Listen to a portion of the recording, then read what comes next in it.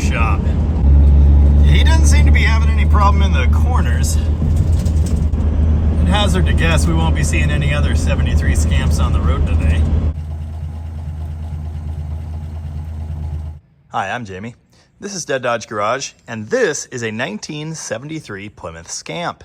If by chance you're not familiar with the Scamp model, essentially this is a Dart swinger that says Plymouth on it. The reason behind the Scamp's existence is kind of funny. To me anyway. Essentially, Plymouth always had all of the best ideas for car designs. The Barracuda, that was a good one. Dodge kind of sort of copied that with the 66 Charger. The Duster was another great one in 1970. And Dodge whined to Ma Mopar and got that design for themselves in 1971. They put their front clip on it and called it the Demon. The Demon today is revered as a rare and interesting A-body compact muscle car. But again, all this really is a 1970 Plymouth Duster with a Dodge nose. There was always cross-pollination between Plymouth and Dodge models, but typically a Dodge would be longer than a Plymouth and slightly upscale.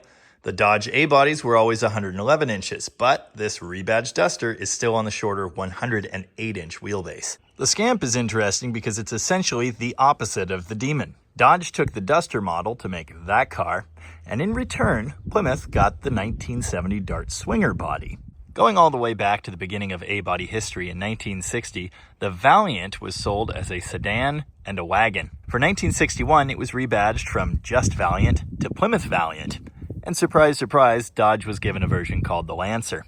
At this time, a two-door hardtop was added to the lineup, and it would be sold through the end of this body style through 1966. I personally find this hardtop Valiant a neat car, but then I find all kinds of weird things neat. Like they seem to do with every single great car they ever built, as time wore on, Chrysler decontented the Valiant.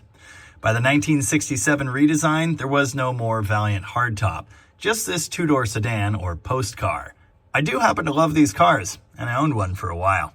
But again, there was no sporty hardtop. For 1970, the Valiant Duster, yes, it was badged as the Valiant Duster for 1970 only, was the two-door Plymouth A-body. There was no longer a Valiant two-door, and certainly no hardtop.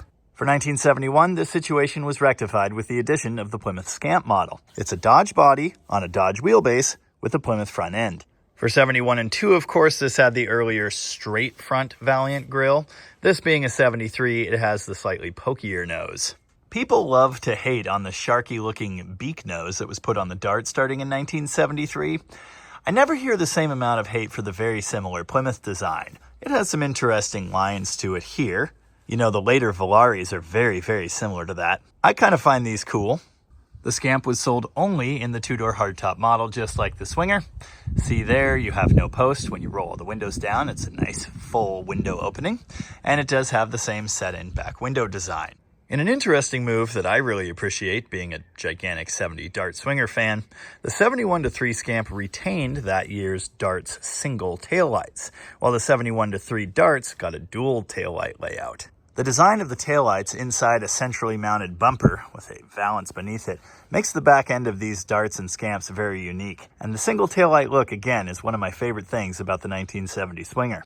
Love it or hate it, the angled look of the side profile of the back of this car is also very distinct. As a matter of fact, a flat black, factory V8 powered 1970 Dart Swinger with black interior was one of the greatest cars in the fleet during my early years of Mopar madness. And I've been looking for a suitable replacement for that for a long time.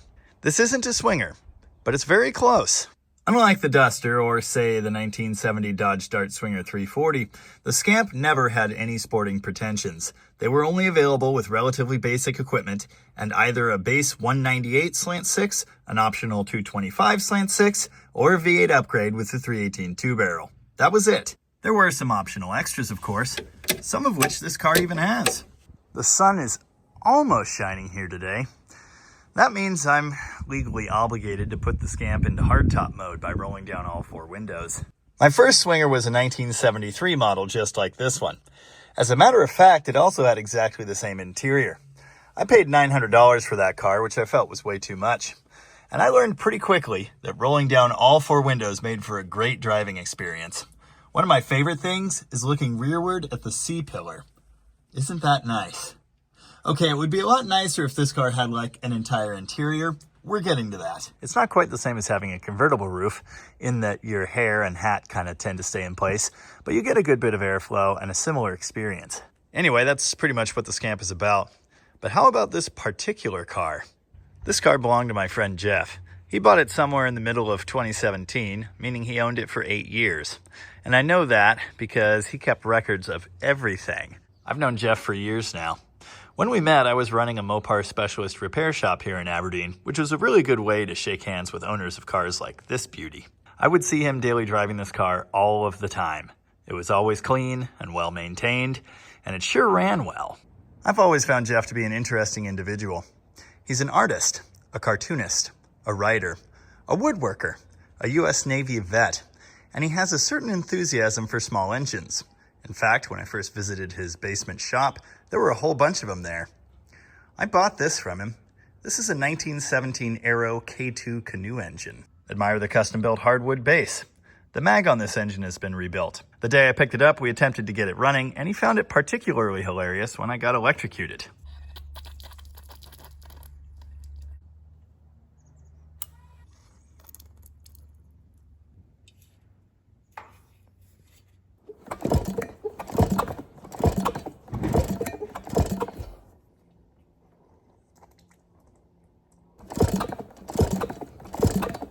Grumpy.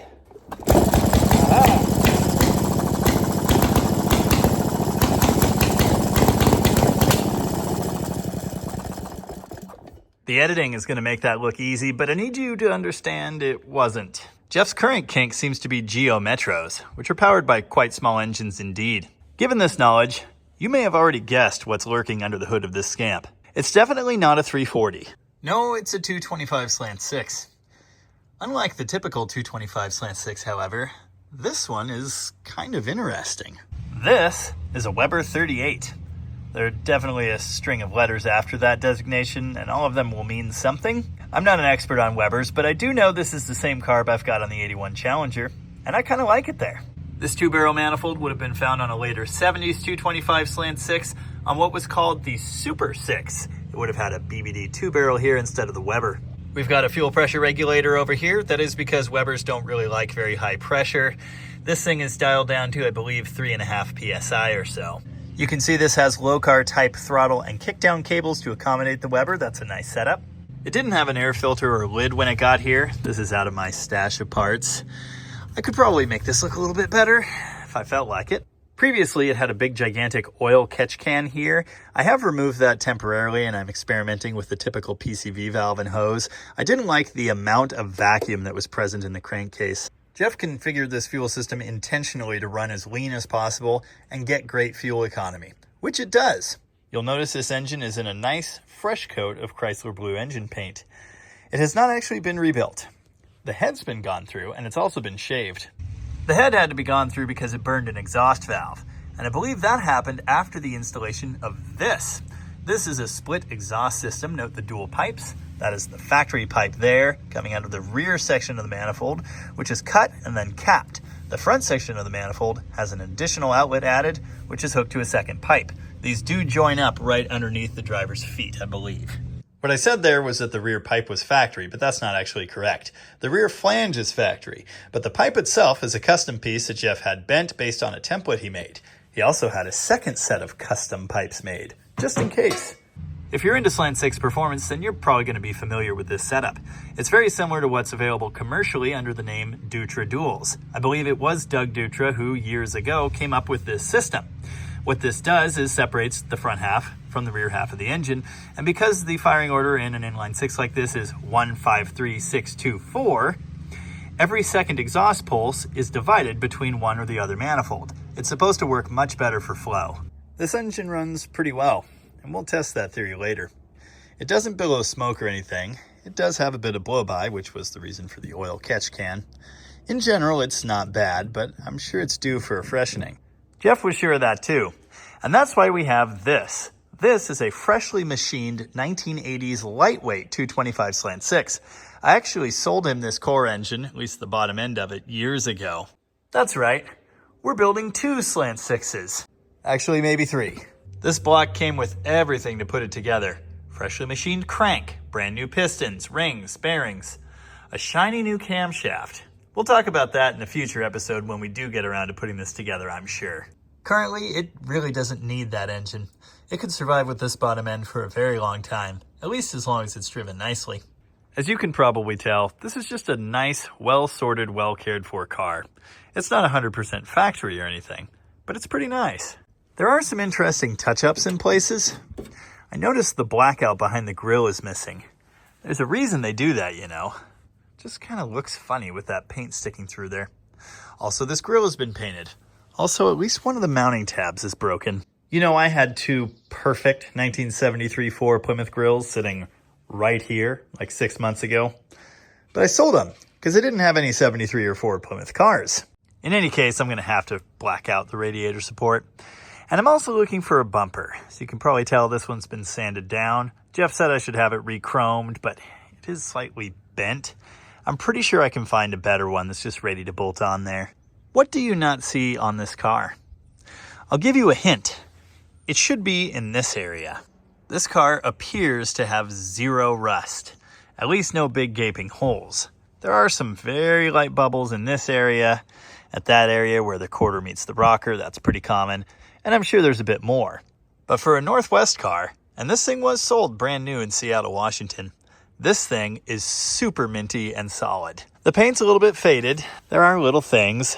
That's a spot where something inside the trunk slid into the inside of the quarter panel. But in general, this is really nice. It's almost as nice as the paint job on my Charger. And it has fewer bubbles. I'm sure you will have noticed the funky offset tailpipe sending the exhaust out the driver's side here. I noticed it too, and honestly, I don't like it. But there is a reason it's there. Actually, two reasons.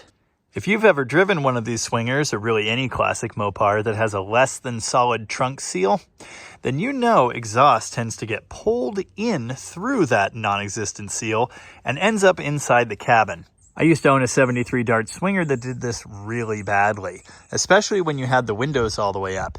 I mentioned that I used to own a 73 Swinger there, but I haven't mentioned this is not my first 73 Scamp. In fact, it's my third. The first one was red, but it had a black interior and a hole through the side of the 225 Slant Six block, which is this whole other story. The second one was brown, and it was rusted beyond belief. I actually did a couple videos on that very early on in the channel. The other reason for the side exit exhaust is carburetor tuning, because you can see the exhaust coming out of that pipe going down the road in the driver's side door mirror. If you've got the carb set super rich and it's billowing black smoke, well, you're gonna know that. The muffler looks to be a pretty typical turbo type muffler, maybe something more on the stock side of things. It's got a pretty nice sound to it, actually.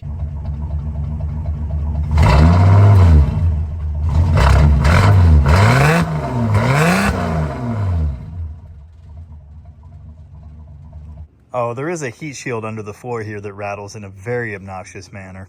Oh yeah, how do you like the yellow Scamp badges? I think they're neat. Now the way I ended up owning this car is kind of an interesting story. See, Jeff's getting on in years a little bit, and he reached a point in life where he really didn't need this thing around anymore. We were in negotiations about this car almost 2 years ago when he first decided he wanted to sell, and I knew I wanted to own it, but, well, I couldn't quite afford it, or justify its existence in my life, because, well, I do have some other Mopars.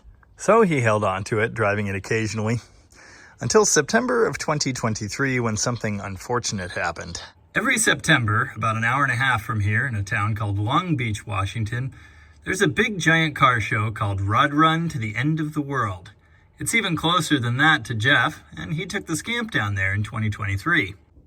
It's only just occurred to me I haven't at all mentioned the handling parts in the front of this car that make that sort of thing enjoyable, but I guess we'll get back to that. Anyway, he was on the way back from that show, headed north on Highway 101 in one of the many wooded curvy sections, when a deer ran into him. And no, that wasn't the other way around. He didn't catch the deer caught him. Some part of said deer's head took out the windshield and ruined some trim over here, and the back end of the deer caught the C-pillar right there. In an instant, this smashed the rear driver's quarter glass and dented in the C-pillar of the roof severely. I've actually only just noticed this piece of trim underneath the drip rail is dented as well. You'll notice the drip rail chrome is off. I think the piece that was there was damaged. The car did come with fresh trim. There are also some scratches here. Could be related. And that's how the car came to be half gutted, because he had to take it apart, one, to pop out the majority of the deer butt dent, which has been done, and two, to replace the broken glass. Incidentally, though he had already purchased it, the glass had not been installed until I brought the car home. I kind of had to install it because I had a disabled 64 Dart GT in the one bay this car could go in. Well, I also put the windshield wipers back on, although that one's aimed a little bit goofy. Those wipers are sitting on a brand new windshield. Again, the previous one was smashed. It's also got a new gasket and brand new trim clips all the way around. The majority of the dent popped right out here, but as you can probably tell, there are several dips remaining. And the way to fix this is going to be applying some light filler. Obviously, that's very unfortunate. But it turns out this roof kind of needed some work anyway. For one thing, we've got the typical bubbles right here along the factory filler line. You always see that under a vinyl top, and sometimes you see that without a vinyl top. This was obviously a vinyl top car, but it's been gone for many years. Someone has done some fill work in here, and moisture got behind it and did that. But it actually gets even worse than that, because there are several patchy areas under that black paint that look just like this. And when you scrape that paint away, this is what you find. Horrible, pitty, rusty metal. I have a hunch that the roof of this car was rusty like that years and years ago. When the vinyl top was removed, someone did some fill work and some layers of primer and such to hide it, and then painted it black. But it's coming back through. Here's another area up toward the front in the middle of the roof, give or take. Yep, same thing. And here's the passenger side C-pillar. You've got your typical bubbles here in the middle, and then you've got smaller ones all around it, top and bottom. Wish I hadn't noticed that. The strip rail's messed up.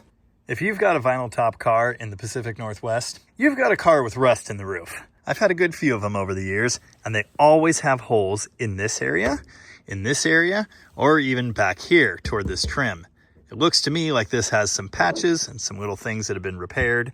I'll bet you, years and years ago, there may well have been a hole here, although it doesn't look like it now. Down in the window channel, of course, is another place moisture always sits. I do have to mention to you that it's not just the roof. This car also has the very typical rust here in the spare tire well of the trunk. Interestingly enough, someone has installed a second spare tire well above the original one. There's plenty of it left here to support the gas tank, which is good. In extreme cases, well, that can just fall out. But yeah, this isn't the best. After seeing that trunk, I did become worried about the quarter panels, thinking they might have been patched as well. But I've been all over them, and I can't find any evidence of that. I don't know about you, but I, for one, find it very funny that I brought home two relatively solid A-body Mopars in need of interior reconstruction in the space of a week. You'll have noticed the 14-inch rally wheels. Usually those would have been found on performance models, but I don't know, they look right on here. If you know rally wheels and bolt patterns, you know these are the bigger 5-on-4.5 pattern. And those wouldn't be on this car if it came factory with drum brakes. No, instead we've got the 73 to 76 disc brake system. These use a single piston caliper, which is remarkably similar to some General Motors stuff. Important note, this is a manual disc brake setup.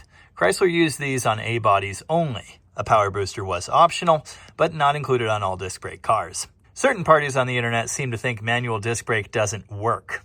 Well, Chrysler thought it did. Indeed, the disc brakes do not self-energize the same way the drum brakes do, and the pedal effort is definitely higher than one might like, but it works pretty well. The front end has been at least partially freshened with ball joints and some of the bushings done. An alignment was performed, and this gigantic tubular Hellwig sway bar was installed. It does have power steering. The power steering box has been refreshed as well. It's a little quirky. We'll talk about that later. All right, I can't deal with this anymore. I got to do the blackout behind the grille. So I'm pulling this thing off, and I'm finding that every single screw is wrong. Apparently, whenever this thing was taken apart for paint, they lost a bunch of the hardware. I'm really mad at myself now for getting rid of those other grills. This grill has been repainted. I don't know if you can tell, but the color is not quite right.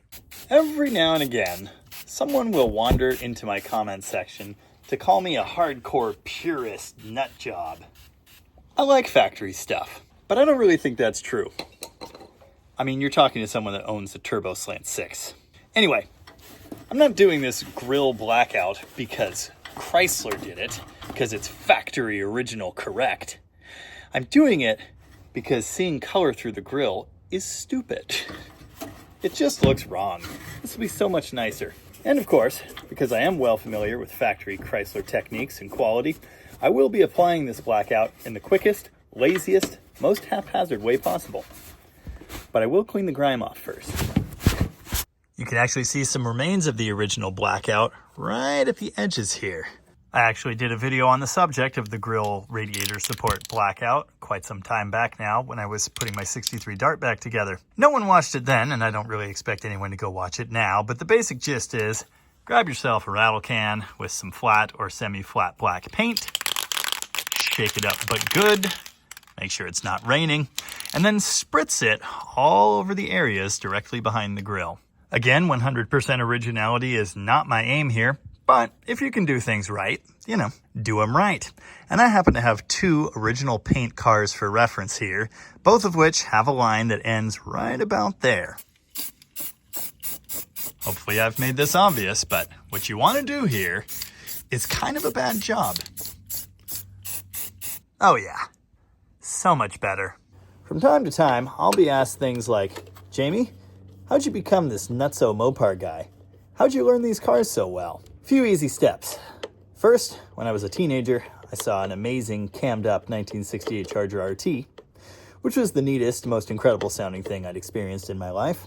And then I realized that Darts and Dusters are a lot like Charger RTs, except much, much cheaper. By the time I turned 18, I had 3 of them. And I spent many of my formative years daily driving a car just like this, and tinkering on it, and breaking down in the McDonald's drive-thru, or the Burger King drive-thru, or the McDonald's drive-thru again. So, I got learned. I've just always really liked these cars. That's a lot of dead bugs. I don't think I'm going to paint this grill. I should paint this grill. I'll certainly be keeping an eye out for a replacement. This is just not nice. I spray bombed my first 1973 A-body grill in the gravel driveway of my crappy rental house in 2009. That one was for my daily driver swinger. I did it with a flat black from the sides, and then I misted the face with silver. It looked pretty nice. Maybe this is obvious, I don't know, but the key to doing a grill well like this is to spray it from all 4 directions, top, bottom, and both sides. You can also hit it from the back if you want to be really thorough. As mentioned, the correct paint for a grill like this is Argent, and hardcore Mopar people will be annoyed because I'm not using that. This is actually a wheel paint, HWP 101 Silver. This is an ancient can I've had forever and ever and ever. It's remarkably similar to Argent, so I feel good about that, but it's not really mixing the best. I'm getting some weird dark spots in places. I'm pretty happy with that. It's not perfect. Don't mind the runs. I don't know why I ended up with one there and one there, but they'll be covered by the headlight bezels. When you're spray painting a grill or something similar, it can be really helpful to spot check it with a light. This is looking pretty good. Notice it's got just a hint of metallic to it, and the color isn't perfectly silver. It's like a vaguely goldish silver. The bezel doesn't hide as much as I thought it did. Who's gonna know? Whew, smells like spray paint for some reason. Look at that, way better. It's amazing what a little spray paint can do, isn't it? You see what I mean about the blackout? It's just in a different world now. I'm serious, that made a big difference. Gotta get a nice bumper for this thing. Anyway, I'd really like to have a whole interior, and I actually think we're at a point where I can install that.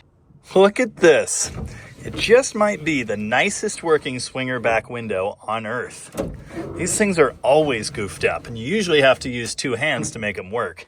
I think partially because this glass came from another car, and partially because this trim piece that the top gasket rides in was tweaked a little bit. I had to move this glass inward quite a bit. I had to mess with these 2 adjustments on the forward track to do that. And when I installed the glass, I had to repair this rear track setup anyway. There's a little bushing that sits on a pivot ball in here and rides up and down in that rearward piece. They were broken on both sides of the car. I still need to deal with the other one.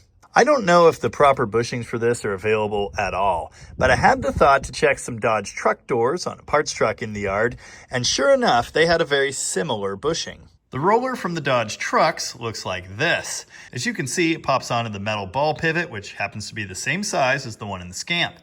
The issue we had was this is slightly too tall, so it doesn't fit in the channel on the Scamp. For the one that's already in the car, Alan took a file to it and beveled the one edge so it fit comfortably. I'm going to do that to this one, and then we'll install it in the passenger side.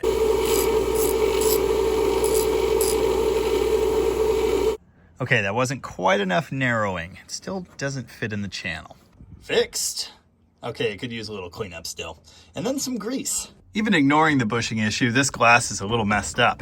So you can see it's way in at the back. And when it rolls up, it's hooking behind the rubber gasket instead of inside it. So I'm going to try and angle the glass this way and fix that little issue. My starting point on the other side was to loosen all 4 adjustment points, then roll the window all the way up and seat it correctly in the gasket up at the top. Then I moved these in and out to find the most relaxed position. Then I rolled the window partway down and did the same thing again, watching the angle of the glass and making sure it didn't change too much. That helped me to align between all 4 of them. This one I basically just left loose and tightened at the end, but these I adjusted at multiple points in the window's movement. That channel is curved. If you've got it right at the top, but then when it rolls down, it's no longer right, that bushing can pop out. You can see how much of a difference this adjustment makes. Ow! Why? Okay, that one's a little tougher at the bottom, but I'm happy with it. It actually fits in the gasket now. With the window tracks fixed and adjusted correctly, I can now install some plastic here and put door panels back in. Also, a headliner would be nice. But unfortunately, it's quitting time for the day, so I went to flip the seat back and close the door. That happened. I think it's missing the clip. Oh, if you could have heard the bad words when that happened. Anyway, stupid seats back together. While I was fixing that, I had a flashback. I definitely had this happen in a car before. That plastic cover needs to come off, and then you'll be able to put one of those push toothy clip thingies onto that stud down there, and that'll keep this seat back from sliding off. I was so annoyed I slammed the door confidently, which I shouldn't have done. You need to carefully make sure the windows line up. Thankfully, they're perfect. I am only just noticing the driver's side door sags. That's not surprising, especially in these later cars. In '73, they added door bars, and the doors are considerably heavier. I should be able to adjust the hinges. Sliding the lower one this way slightly will lift the door a little bit and improve that latch action, ideally before anything gets ruined. Of course, now that the rear glass is set, the front glass is nowhere near right. That's a later problem. Truly the image of reliability. Adventure time. Come on, grab your friends. I did delete the custom exhaust heat shield above the Y-pipe section. I guess if the carpet bursts into flame, then we'll know. I'm gonna go ahead and just hop in this thing and drive it up to rocket. Here's one thing I forgot to mention. This car currently has a fuel starvation issue. It's fine until you step on it, say getting up to highway speed. At the top of like second gear, it just runs out of poop. You let out of the throttle and let the bowls fill back up and it's fine. That's a brand new fuel filter. So I'm not really sure what this is about. A fuel pump issue could cause this. I'm gonna crank up the pressure regulator like half a PSI and we'll see if that helps. This could be a clogged sock or something else. I'm also going to tighten the alternator. That seems like a good idea. Tightened up the lower alternator mounting bolt with a socket on the front and a wrench on the back. Okay, I might have detected the issue here. There's supposed to be a tube spacer under that nut in the back of the alternator that slides inward and tightens it against the bracket, but I think it's missing. Okay, with this regulator cranked all the way up, it'll only make just under 4 PSI. Well, okay, maybe it was that clamp, because just loosening it, that line popped right off with no issues. I think this is a 3/8 hose clamped down to fit 5/16, which can be a problem. What I'm gonna do now is carefully blow back through that line anyway, just to make sure it's not a sock issue. If you put 100 PSI into this line, you're gonna blow that pickup sock right off into the tank, and you'll have no filtration back there for the big chunks, which is not ideal. So you wanna stick with a lower pressure, and hopefully it'll clear out anything that's blocking the sock. Then we'll put this back on here, reef the crap out of that clamp, and see if we get a higher pressure reading. I found the issue, and it made it way worse. That clamp is loose, or that line is split, and it was pulling air around there. Now I've created a siphon, and there's gas pouring everywhere. This was immediately obvious with the air. I could hear it leaking out down there before there was fuel pouring everywhere. Because this is on the draw side of the fuel pump, it's not necessarily going to leak gas. It could. If it were on the pressure side of the pump, well, it would piss everywhere all the time. Anyway, fixed, I think. Okay, weirdly, that did not make any difference on the gauge. Usually out of these mechanical pumps, you'll see 5 to 7 PSI, or even more than that. We're still sitting at 3.6. We're gonna go test it and see if it's any better or if it's just as terrible as ever. One of the many nice features in this car, working fuel gauge. It wasn't working just now though, I had to smack the dash. Then it came back. I haven't put any fuel in this thing since I added $20 the day we picked it up in Raymond. I've driven it quite a bit since then, and it's roughly back to where it was almost. This thing's remarkably fuel efficient because Slant Six. You might think a Slant Six is underwhelming, and compared to like a 3rd gen Hemi, it is. But it's really not bad, and it's got enough pep to have fun, and this thing handles quite well. Oh yeah. All right, it rolls a little bit.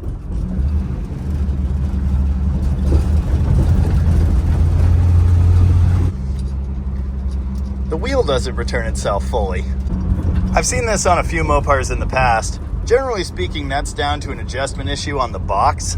It doesn't want to return itself to center. It's slightly annoying, but you do get used to it. I've definitely driven one that was way worse than this. A lack of caster can also contribute to that. The better your caster angle, the more the car will want to go dead straight. I don't have alignment specs on this thing. They didn't give him a sheet when they did it, so I don't know where all of that is set. I suppose I could check it myself if I wanted to. Working blinkers and things, that's kind of nice. All right, time to experience the raw power of the 225. Yep, still falling on its face. That's unfortunate. Probably need to check the line back at the tank for the same issue. Again, as long as you don't totally floor it, it'll go down the road. So I guess this is an ignorable problem, at least until it gets worse. Hey, to 40 miles an hour, pretty peppy. Oh, have I mentioned that the ammeter is totally dead and reads that? It's definitely not actually doing that. Obviously, the lack of interior makes it a little bit louder in here than it ought to be.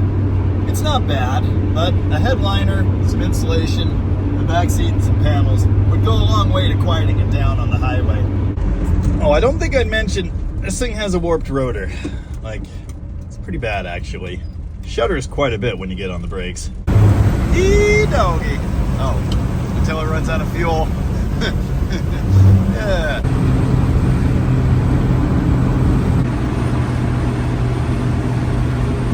Huh, that's my neighbor. One of the really nice features on these cars, the visibility. Yeah, the C-pillar is kind of wide, but other than that, you have a really nice greenhouse and you can see all the way around you without effort.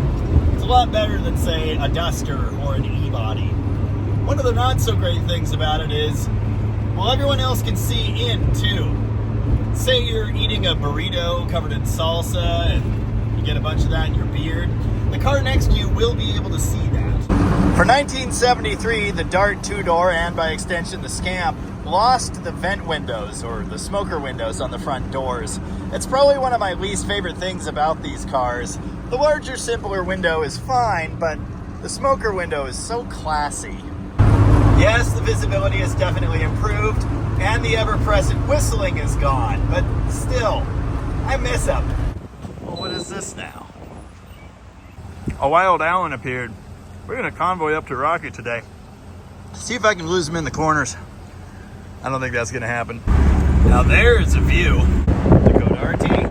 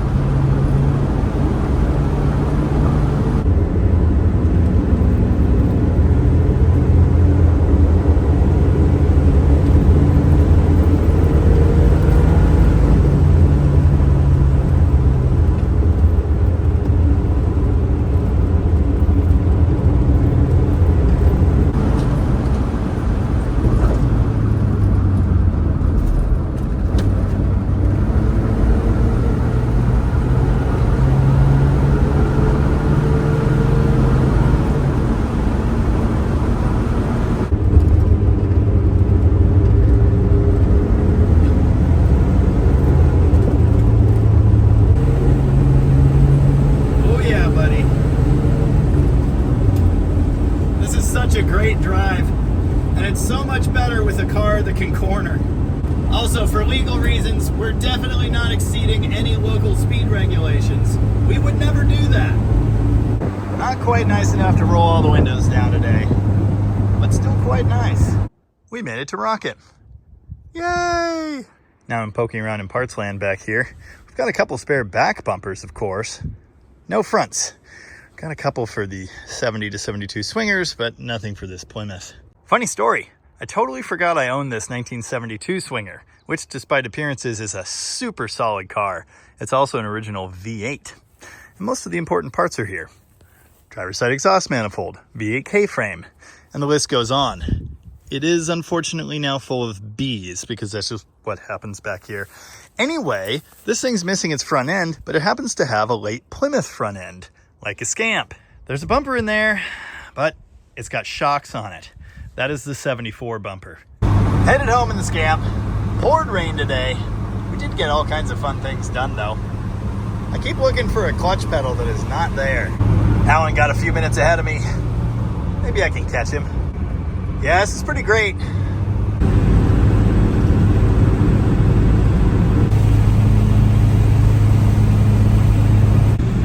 I am so proud of myself right now. You have no idea. What do you think? Should we play bumper cars in a construction zone? This is nice. So proud. So majestic. Release the hens. Also the weird ducks. Going up. Here we are under the Scamp. You're probably going to notice a couple things right away. First, the little pops of color. Jeff told me he liked to paint things as he worked on them, presumably so he would know later that he'd been there. Obviously, he had some yellow paint sitting around when he did the steering and the brakes. There are also some little bits of red in places. Here are those disc brakes I mentioned. Note, the calipers are mounted to the front.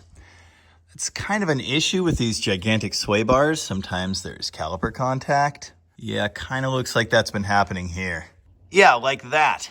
This thing isn't even at full lock, and the caliper is just sitting right on the mount for the end link.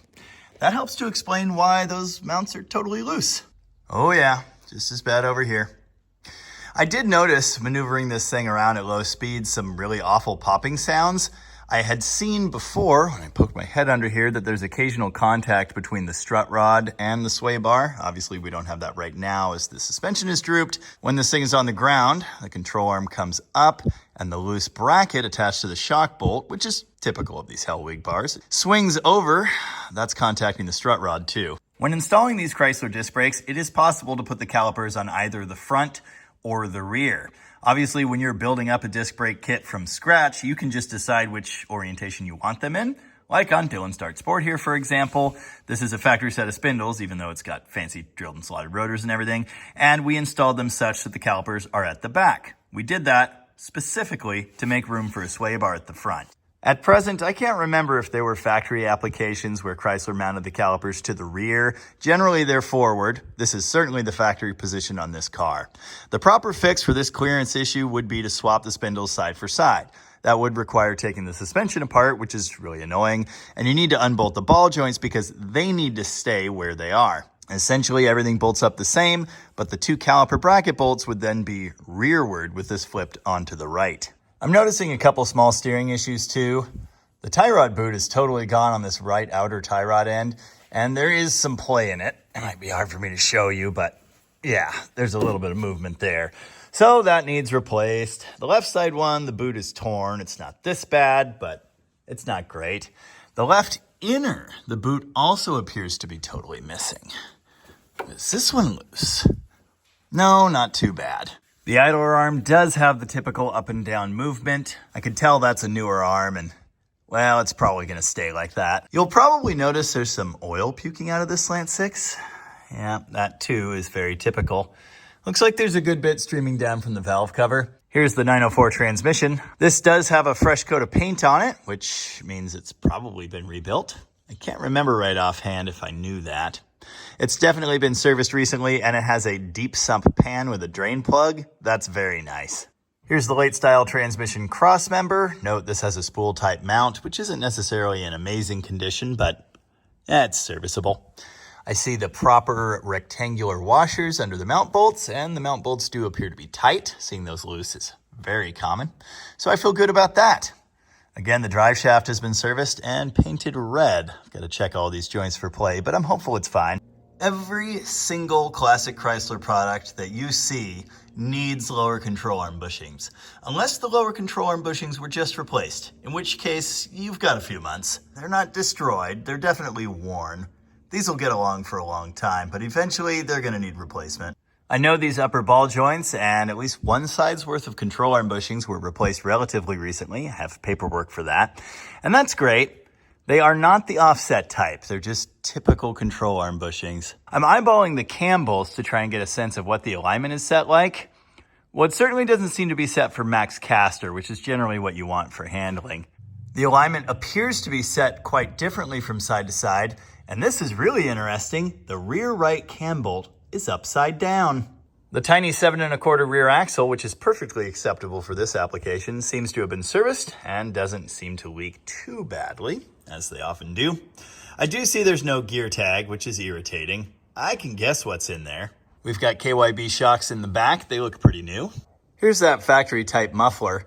Note where it's installed, it has to be kicked at this funky angle. And apparently there was an interference issue because an isolator has been added here. If it had an offset outlet, like the inlet is offset, that pipe could have been kicked this way and the whole muffler could be here, out of the way of that, and much higher off of the ground. I don't love this. It is serviceable, but I really don't want to be able to see it from next to the car, so I think this will need to be redone at some point. It is hanging off of a factory mount here. That's nice. I'm expecting a cavalcade of comments about this tailpipe situation. Tom called it a curb feeler, which was really funny. I'm not a fan. For one thing, I'm going to slice my ankle in two with that thing at some point. For another, it's just funky. I think it's going to need a tip right there at some point. These valance panels are often smashed. This one's in pretty good shape. It's pretty common to see damage to the rocker panels, and this car certainly has some. There's a dent here. The pinch weld is twisted in a few places. It's the lowest hanging thing on the side of the car, so I don't know, jacking them up wrong or catching a rock, driving off a curb. There's all kinds of ways you can damage these, and that seems to be pretty common. The driver's side panel is actually a little bit worse. There's a notable dent upward right here. It's so far down on the car, if I didn't tell you it was there, you wouldn't know. You Midwest and Eastern Seaboard guys, well, and even a lot of us up here in the Pacific Northwest, will have no idea what this piece of metal looked like from the factory. It is just strange seeing quarter panels this solid. You can see over here on the passenger side why these things rust though. I happened to get caught in the rain on the highway yesterday, and now all of this is wet. And if it gets wet repeatedly and just kind of stays that way, and that moisture is absorbed into the dirt that's caked in there, rust is going to happen. And this is just on the outside. It's way worse if it gets caught on the inside, where it can never dry out. Anyway, the real reason I wanted to put the car up on the lift was so I could look at this rubber line off of the gas tank. I can't help but notice that it's totally tight, and there's no moisture, evidence of gas slowly seeping back out of it, nothing. So that leaves us with exactly two possibilities here. One, a clog sock in the tank, which I did already try to rectify with compressed air to no avail. Or two, a weak mechanical fuel pump. And that one sure looks pretty fresh, doesn't it? If you know anything about modern car parts though, you know the word new is not synonymous with the word good. I removed that pump from my 64 Dart GT recently. Even though it looks 100% mint and fresh out of the box, it would make no fuel pressure. We could have a similar issue here. This is a driver quality car. It's no show queen, but since I'm here and since all this paint is so nice, I did decide to give it a quick round of degreasing with full strength super clean, which is super bad for you, by the way. Don't think I'll be taking gold at the undercarriage awards this year, but I feel good about it. You know what I just realized?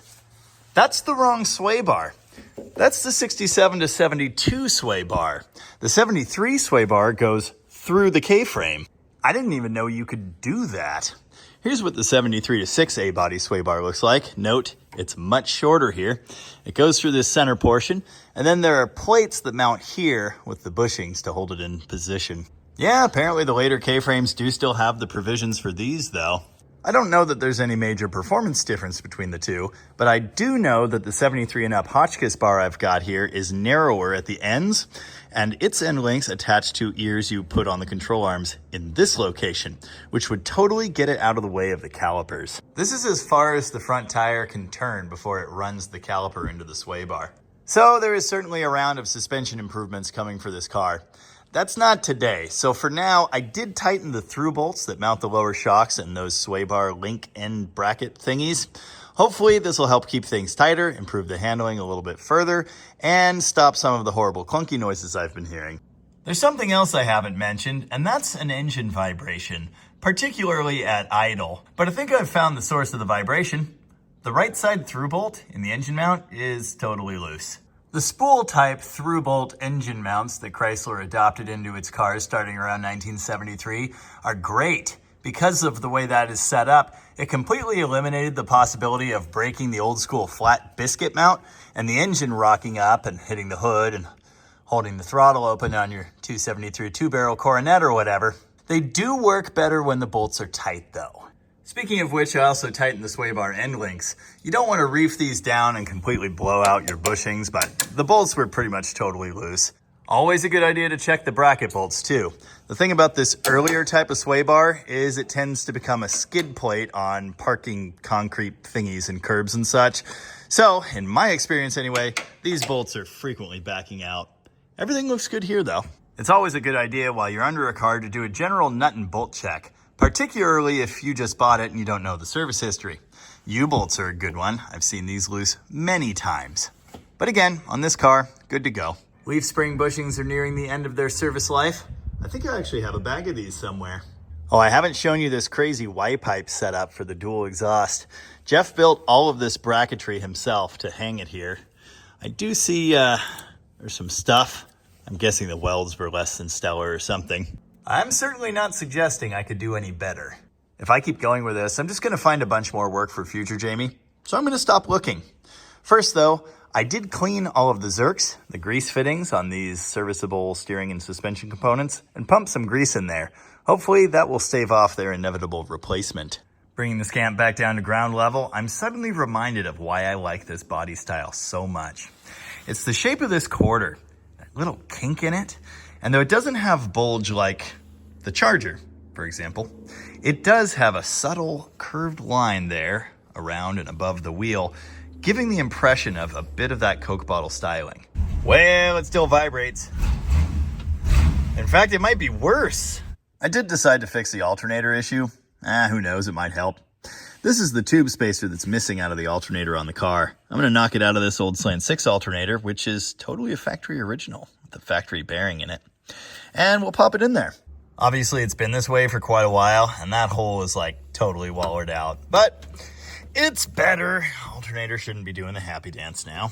Decided to pull a plug for science. A couple things to note. First off, the washer was removed. Nice work, Jeff. This is an Autolite 985, and you'll notice it's got the extended reach tip on there. This is a common plug that people put in Slant Sixes. If you get the factory spec plug, it doesn't usually look like this. It should also have been 13/16 hex. You'll also note this is side gapped, or whatever you call that when the ground strap is cut off. Looking at it, I see a nice rusty brown color. He told me he had this thing tuned very, very lean, and I'm pretty sure because I pulled that can off with its essentially open vacuum leak and replaced it with a standard PCV, that richened it enough to get it to where it is now. And the main fueling could probably be stepped down a little bit. This isn't bad though. Obviously, this is not like a precise read because this thing has done a little bit of idling, a little bit of everything really. The best thing to do would be to put fresh plugs in there and then do some full throttle pulls, but I'm happy to see this is not horrible sooty black, and I'm going to put it right back in. It's a brass contact cap. It's got some miles on it. We'll want to replace that eventually, but it looks pretty good. Similar story with the rotor. Hey, the whole distributor body's loose. I'll bet you that means the secondary screw that holds the distributor clamp onto the distributor body over here is not tight. I decided to test the vacuum advance unit by sucking on the hose as I always do. It works. This car has stock electronic ignition, but it does have a fancy chrome MSD blaster coil. Reaching that clamp to body bolt on the Slant Six is not fun. I did manage to do it. It wasn't that. This thing just moves around. Is the body like broken? Is it that loose in the block? I don't think it should be that loose in the block. Oh, come on. Snug the valve cover. That should help. One could spend a bunch of time spit shining this engine compartment, and eventually one might. I don't think it'll surprise anyone to learn there's an exhaust leak up here. I've already been through one round of tweaking the idle speed and tuning the idle mixture screws, and I'm sure there will be a few more of those as I work through things. And I still need to check the timing. You won't be able to see this, but currently it's timed at 24 degrees. This is with the vacuum advance unhooked, although of course because it's on a ported connection, it shouldn't be doing anything at idle. When I revved it up, not only did it not advance, it may have actually retarded the timing by a degree or two. I felt the rotor, it moved a little bit, but maybe that advance mechanism is jammed. Or locked out intentionally? I don't know. I'm gonna monkey with that later. Also, I found a witness mark from the power steering belt, so I took the liberty of tightening that. As mentioned, I'd really like to put an interior together in this Scamp. Because I am the way I am, all of the parts to do this are still stacked in the truck, where they've been for the last 2 weeks since I picked the car up. We've got trim, we've got extra trim, we've got panels, and then we've got extra panels, and also tons of engine pieces. Fuel pump. Okay, I guess I don't need to buy one. The original throttle cable and kickdown linkage are in here, although I don't plan to need those anytime soon. There's also a spare fuel pressure regulator, which makes me wonder if this has been an ongoing issue. There's the boot I need for that tie rod. Here are the rear door panels. As you can see, they're quite faded, but that's okay. They match what's in the car. The cardboard sail panels used on the late cars. Did I mention all the extra trim? I think I did. Crankshaft needs a bit of a cleaning. Here are the new pistons. These are 30 over and a set of rods. These have been individually balanced for the new engine, and they're full of oil, some of which is piddling all over my truck. There are also an extra set of 20 over pistons in the back, and we've got a set of rings to match those. So a future Slant Six rebuild will be set up pretty well. We've got gaskets here, bearings, all of the things to put that new engine together are in this truck somewhere. New timing chain set, new oil pump. There's other stuff in here too. Touch-up paint in the correct FE5 red. There are just countless little useful tidbits in here. Dash light bulbs and sockets and screws. Whether this car needs them right now or not, that's good stuff. I'm gonna assume the mirror was a casualty of the deer incident as well. Dude, pretty sure that's a 67 Valiant nose cone bezel emblem badge thing. It's kind of broken though. The car is currently missing the window sweep on the outside here around that glass that was broken. Jeff made this one out of an original, which was repaired, backed up with fiberglass there around a little rusty spot, and then covered with felt. Installing these window sweeps isn't too hard. It's a lot easier than the screw-in style. You do need to make sure all of the little hook things start in their grooves in the body before you try to lock any of them in though. I don't know if it's all here, but there sure is a lot here, and it's carefully bagged. The level of care is appreciated. And what a level of care it was. I've got a laminated broadcast sheet for my 68 Charger. Now I have a framed one for my 73 Scamp. Plastics for the rear panels. Nice. Needed those. Look at this. That's what's left of the rear driver glass. This is not my first time putting together a 1973 A-body interior, but it has been a while. I'm pretty sure the first thing that needs to happen is the headliner board needs to go up. Then the C-pillar panel thingies, I think. Then the back window trim, and then the plastics over here, and I can proceed this way. This corner is damaged, missing, torn, ruined, which sucks. It's right above my head when I'm driving, and I'm gonna see that all the time. These are the clip thingies for the shoulder belts, which aren't in this car for some reason. It has aftermarket lap belts, which I kind of hate. You never think about all the tiny little parts that make up your car, and the special little screws that hold them onto your car, until you have to try and figure out what all of them are, where they go, what you're missing, and how it all fits together. Remember a while ago when I was swearing about the missing clip on this passenger side seat? Found it.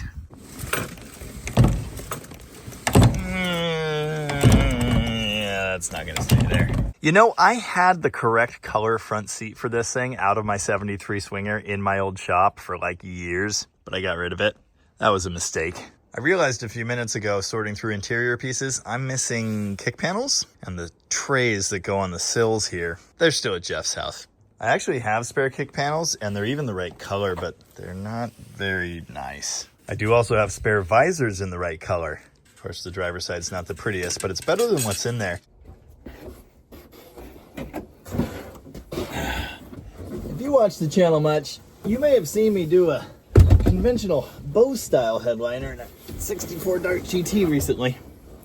That was really challenging. This is annoying, but it's not really challenging.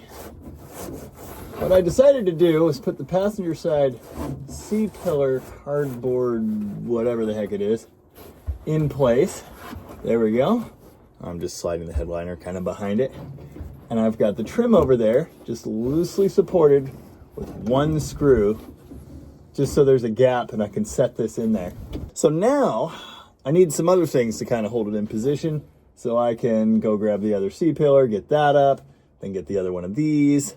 Also, I need A-pillar moldings. Haven't seen those anywhere. Those might be at Jeff's too. Anyway, I'm gonna use the dome light. The wire for which I totally remembered to put right here where I could fish it out. Hang on. All right. I put it up there because it kept getting stuck in my hair. There we go. Yes. Thank you. Oh, that's not right at all. What happened? There we go. It's amazing how little holds these late board style headliners in. It's almost embarrassing. Okay, so now the most annoying part will be feeding it in there, if that's even possible. Did I mention it's been a while since I did one of these? I think I did. Oh, there you go. Yeah. Now, I'll have you know, I strongly considered insulating above this thing to try and keep the roof from sweating, you know, prevent condensation. But I didn't have any insulation handy to do it with. There wasn't any up there before. With that done, the light should now actually reach its little spot. So I have to pop the socket into the housing. Carefully. There you go. Yep, there you go. That goes there. Nice. And it's held with 2 screws, which I've got here somewhere. Some kind of extra pair of hands, or like a 2x4. Probably be a really good idea to help with this. There's an impression from the light that shows me exactly-ish where it's supposed to be. It's a little... There! Stay. The rear view mirror will definitely help clamp it in place. The passenger side mirror might do something. The driver's side, there's not enough of it left there. Now I can tighten that and do that other stuff I said I was gonna do, and we'll be somebody. Okay, things are kind of sort of taking shape here. Again, I did start with this C-pillar piece. This one fits nicely. The other one doesn't, but this one does. And this trim fits nicely. The other one doesn't, but this one does. And now I've got the back window trim, and that secure this in place. Other than that, it's one clip, which is broken off of one of them and missing from the other. Good enough, I guess. And then that kind of sort of pinches this in place. This holds it at the back. This kind of sort of holds it here. There is not much that keeps this headliner attached to the car. Still need to get over to the passenger side visor, but that one is there.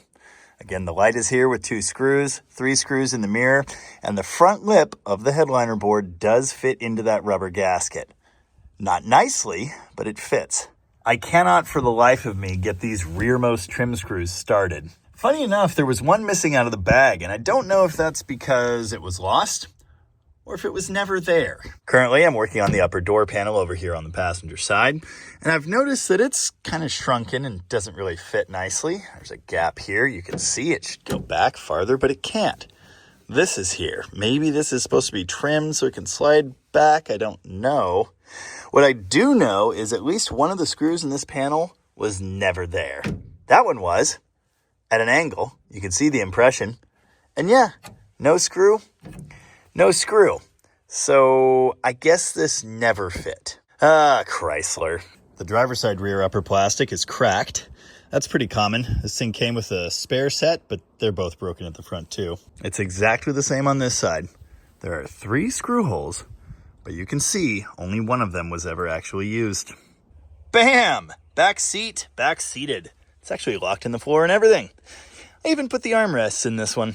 Having just done all of this same stuff on the 64 Dart GT, I can tell you with certainty, everything in this interior is much, much cheaper. There are half as many screws, half as many clips in the door panels.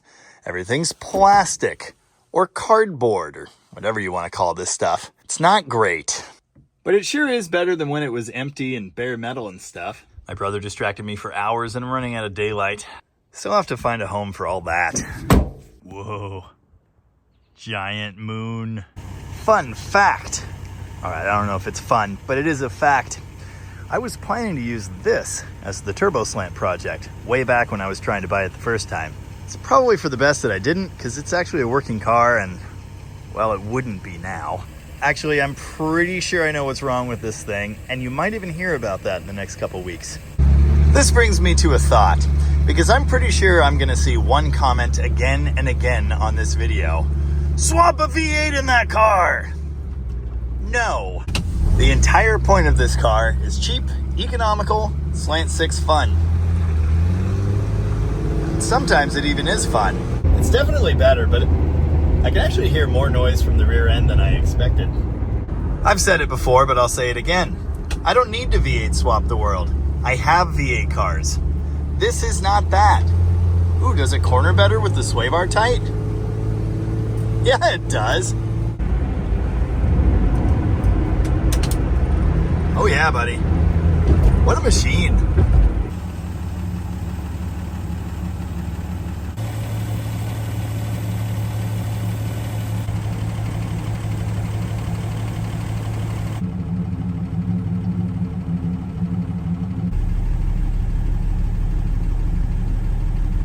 The 225 Slant Six under the hood is the soul of this car.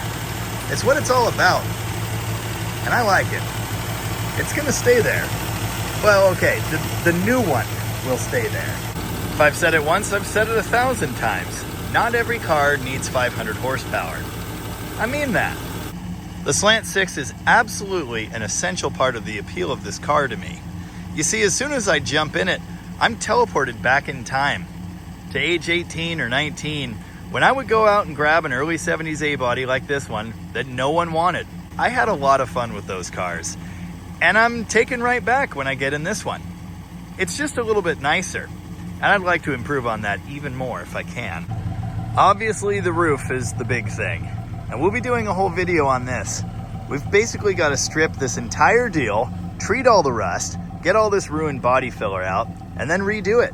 Straighten out the crinkled parts, somehow fill in the horrible rust pits hiding under all of that nasty ruined paint, and then we'll paint the roof again.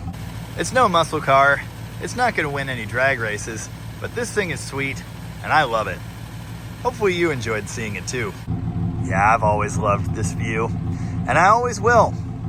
Hopefully someday I'll see it on another 70 swinger, but until then, this will do just fine. Yeah, I like it. Hey, thanks for watching. And remember, they say you can never go back, but I don't think that's true.